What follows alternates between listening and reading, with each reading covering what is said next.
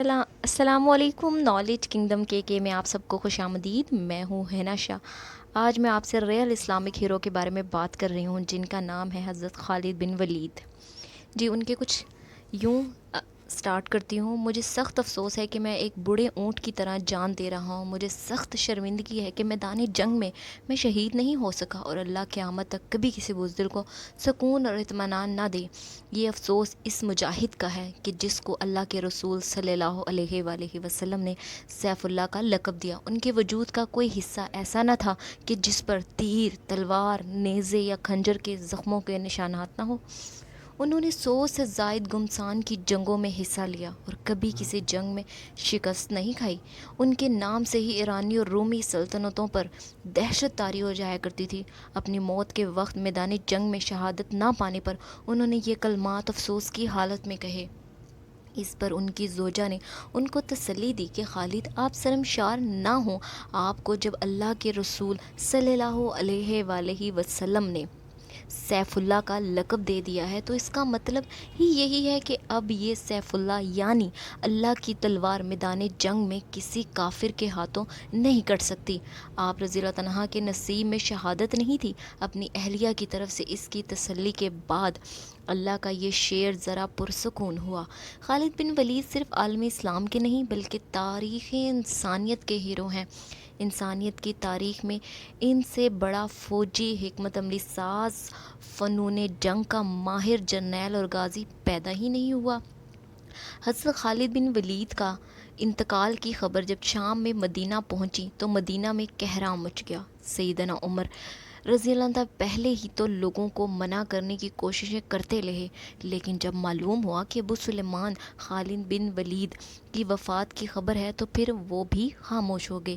پھر اہل مدینہ میں کہا کہ آج جو آنکھ رونا چاہتی ہے رو لے، جو زبان کچھ کہنا چاہتی ہے وہ کہہ لے، کیونکہ وہ جو کچھ بھی کہیں گے سچ ہی کہیں گے۔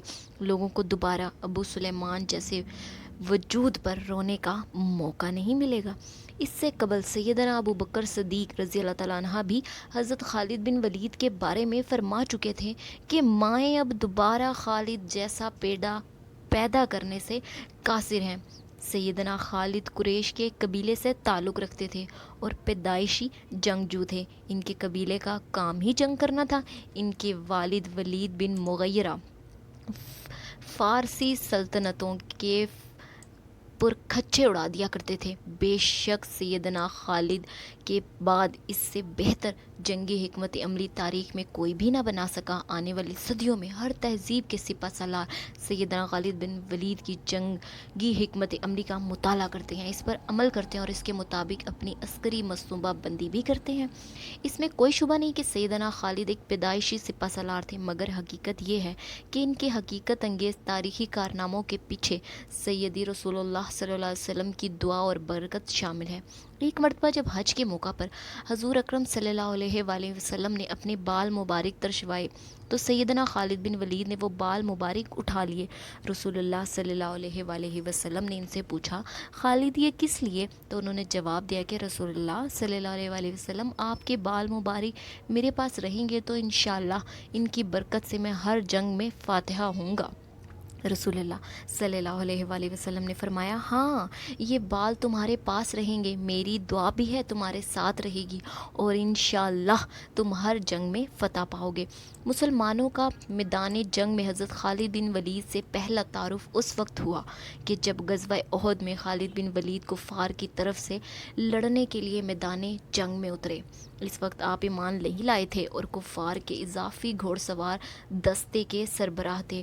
غزوہ احد میں حضور پاک صلی اللہ علیہ وسلم نے 50 تیر انداز ایک پہاڑی درے پر متعین فرمائے تھے اور ان کو حکم دیا تھا کہ جنگ کا جو مرضی نتیجہ نکلے آپ کو اپنی جگہ نہیں چھوڑنی۔ یہ 50 تیر انداز حضور پاک صلی اللہ علیہ وآلہ وسلم نے خالد کے گھوڑ سوار دستے کو دیکھ کر ہی متعین فرمائے تھے کہ جو پہاڑ کی ایک جانب سے مسلمانوں پر حملہ آور ہو سکتے تھے۔ غزوہ احد میں جب مسلمانوں کو کامیابی نصیب ہونے لگی اور دشمن پسپا ہونے لگے تو مال غنیمت جمع کرنے کا سلسلہ شروع ہو گیا۔ ان 50 تیر اندازوں میں سے اکثر نے حکم عدولی کی اور جنگ کا پاسا مسلمانوں کے حق میں پلٹتا دیکھ کر اپنا موچا چھوڑ دیا اور نیچے اتر آئے۔ خالد کی عقابی نگاہوں نے یہ کمزوری تاڑ لی اور اس پر بھرپور فائدہ اٹھایا۔ کفار کی گھڑ سوار فوج کو موقع مل گیا کہ مسلمانوں پر پشت پر حملہ کر دے۔ کفار کے اس حملے کے نتیجے میں کہ جس کی قیادت خالد کر رہے تھے 70 صحابہ اکرام شہید ہو گئے۔ یہ مسلمانوں کے لیے ایک بہت شدید چوٹ تھی۔ خالد بن ولید چونکہ بنیادی طور پر ایک جرنیل تھے، جنگی اور حربی حکمت عملی ان کی رگ رگ میں سمائی تھی۔ ان کی اس جوابی کارروائی کے نتیجے میں مسلمانوں کو شدید نقصان پہنچا۔ حضور پاک صلی اللہ علیہ وسلم کے دندان مبارک بھی شہید ہوئے۔ مسلمانوں کو احد کی پہاڑی کی طرف واپسی پر جانا اور اس افراتفری میں حضرت حمزہ بھی شہید ہو گئے۔ حضرت حمزہ رسول پاک صلی اللہ علیہ وسلم اور خالد بن ولید کے دستے کے درمیان ایک چٹان کی مانند کھڑے ہو گئے۔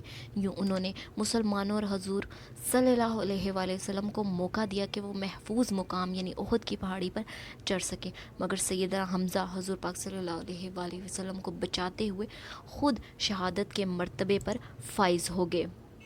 خالد کے قبول اسلام سے قبل حضور پاک صلی اللہ علیہ وسلم کو ان کو بہت پسند کرتے تھے۔ جب حضور پاک صلی اللہ علیہ وسلم کے سامنے جناب خالد کی تعریف کی جاتی تو حضور پاک صلی اللہ علیہ وآلہ وسلم فرمایا کرتے کہ یہ خصوصیات جس شخص میں ہوں گی وہ ضرور اسلام قبول کرے گا۔ جس طرح آپ صلی اللہ علیہ وآلہ وسلم نے سیدنا عمر بن خطاب کے بارے میں قبول اسلام کی دعا فرمائی تھی، اس طرح خالد کے بارے میں بھی حضور پاک صلی اللہ علیہ وآلہ وسلم کی خواہش تھی کہ وہ اسلام قبول کر لیں، کیونکہ ان صلاحیتوں کے حامل مجاہد، جنگجو اور جہاں باز کے اسلام کو اشد ضرورت تھی۔ آخر یہی ہوا۔ 8 عثمان بن طلحہ تشریف لائے اور اسلام قبول کر لیا۔ تب حضور پاک صلی اللہ علیہ وسلم نے بہت خوشی کے ساتھ فرمایا کہ اے لوگو، مکہ نے اپنے جگر گوشے تمہارے دامن میں ڈال دیے ہیں۔ قبول اسلام کے بعد حضرت سیدنا خالد بن ولید حضور پاک صلی اللہ علیہ وسلم نے خاص نگاہ کرم فرمائی اور آپ کو سیف اللہ کا خطاب عطا فرمائے۔ یہ صرف ایک خطاب ہی نہیں تھا بلکہ اس کے ساتھ دنیا کی تمام روحانی باطنی قوتیں بھی سپہ سالار کو عطا کر دی گئی تھیں۔ خالد بن ولید نے حضور پاک صلی اللہ علیہ وآلہ وسلم سے فرمایا کہ زمانہ جاہلیت میں مجھ سے جو غلطیاں اور کوتاہیاں ہوئی ہیں میں ان کی مغفرت طلب کرتا ہوں۔ رسول اللہ صلی اللہ علیہ وسلم نے ان کو بشارت دی کہ تمہارے پچھلے سارے گناہ معاف کر دیے گئے۔ اس کے بعد خالد نے عہد کیا کہ اب ان کی تلوار حضور اکرم صلی اللہ علیہ وسلم کی ہم رکابی میں بے نیام رہے گی اور وہ دین کی سربلندی کے لیے جہاد کریں گے۔ اور اس میں کوئی شبہ نہیں کہ پھر انہوں نے سیف اللہ ہونے کا حق بھی ادا کر دیا، جو مہر کے حضرت خالد بن ولید نے حضور اکرم صلی اللہ علیہ وسلم کے حکم اور اجازت سے لڑے۔ ان میں ایک جنگ موتا بھی تھی۔ جنگ موتا کے بارے میں ایک اہم بات یہ ہے کہ حضرت زید بن حارثہ نے اس لشکر کی قیادت کی تو حضور اکرم صلی اللہ علیہ وآلہ وسلم نے پہلے ہی بشارت دے دی تھی کہ اگر زید شہید ہو جائیں تو جعفر علم سنبھال لے، اگر جعفر بھی شہید ہو جائیں پھر عبداللہ بن رواحہ ان کی جگہ پر جم اٹھا لے، اور اگر وہ بھی شہید ہو جائیں پھر مسلمان جس کو چاہے اپنا امیر منتخب کر لیں۔ اور پھر میدان جنگ میں اس طرح ہوا کہ حضرت زید اور حضرت جعفر کی شہادت کے بعد آخر سیدنا خالد نے مسلمان فوج کی قیادت سنبھال لی اور انتہائی مشکل صورتحال میں ان کے باوجود فوج کو بحفاظت نرقے سے نکال لے، اور جنگ موتا میں پہلی مرتبہ حضرت سیدنا خالد بن ولید اسلامی لشکر کے سپہ سالار کے طور پر ابھرے۔ فتح مکہ کے موقع پر جب حضور اکرم صلی اللہ علیہ وسلم نے لشکر لے کر مکہ کی جانب روانہ ہوئے تو صحابہ اکرام آپ کے ہمراہ تھے۔ سیدنا خالد بن ولید کو بھی ایک لڑاکا دستہ دے دیا گیا۔ جب مسلمان فوجیں اطراف مکہ کے داخل ہوئیں تو 8 اطراف نے تو کفار کی ہوئی مزاحمت نہ کی۔ تب تک میں آپ کو بتائیں گے جو اسلامک ریئل ہیرو ہیں۔ تب تک کے لیے ہنا شاہ کو اجازت دیجیے گا۔ ہمارے چینل کو سبسکرائب کرنا مت بھولیے گا، ہمیں فیڈ بیک لازمی دیں، ہماری ویڈیو کو شیئر کیجیے گا۔ تھینک یو سو مچ۔ تب تک کے لیے اللہ حافظ۔